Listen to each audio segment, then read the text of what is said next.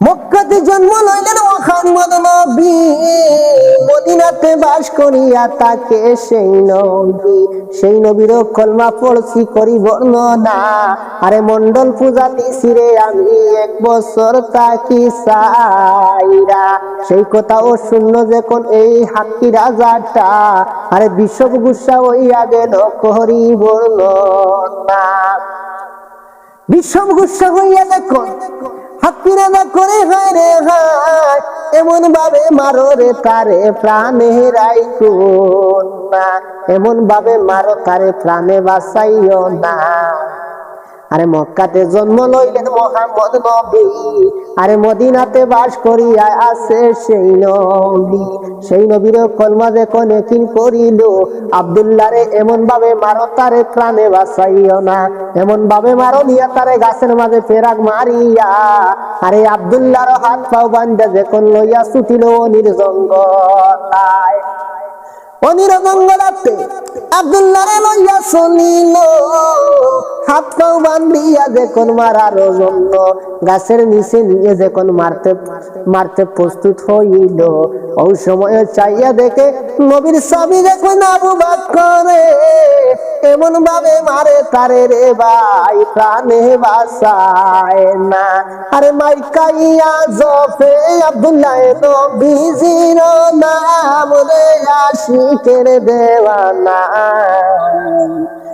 আশিক সারা এই জগৎ ভাই মাসিক মিলল না। আরে মাইকাইয়া জফে আব্দুল্লাহ নবীজির নাম রে আশিকের দেওয়ানা, আশিক সারা এই জগৎ ভাই মাসিক মিলল না। নবীর সাবি আবু বকর সাথে আসিয়া বলে, কি অপরাধ করছে বেটায় আমি বুঝলাম না, কিসের জন্য এই বেটারে তোমারও করি বর্ণনা। লোকে বলে মক্কাতে জন্ম লইল মুহাম্মদ নবী, মদিনাতে বাস করিয়া আছে সেই নবীর কলমা যে কোনে কিন করিছে, এর জন্য মারিরে সিদ্ধে কইল কিছুই না, সিদ্ধেকে বলে তারে আর মাইরো না, সিদ্ধেকে বলে তারে আর মাইরো না, আমি করি মিনতি, ওই গুলাম রে আমার কাছে বিক্রি করো না। লোকজনে উঠিয়া যখন সিদ্ধেক রে বলে, কত টাকা মূল্য দেবাই বেটায় আমারে বলো, বিলে আমার কাছে টাকা পয়সা কোনো কিছুই নাই, আমার মাথার পাগড়িটা আছে দিনি তোমরা আমার কাছে বিক্রি করবাইনি। সিদ্ধেকের মাথার পাগড়ি সুন্দর দেখিয়া আব্দুল্লাহরে বিক্রি করলো যে জায়গায়, আরে আব্দুল্লাহরের সঙ্গে কইরা লইয়া গেল মদিনা শহরে।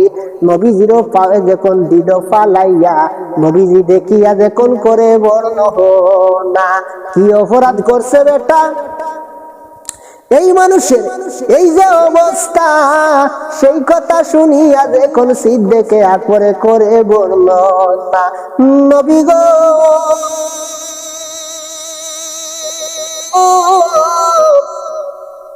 তোমার নামে পাগল হইয়া এই বেটারা জীবন সইলা যায়, এর জন্য সেই বেটার এই অবস্থায় আমি করি বর্ণনা।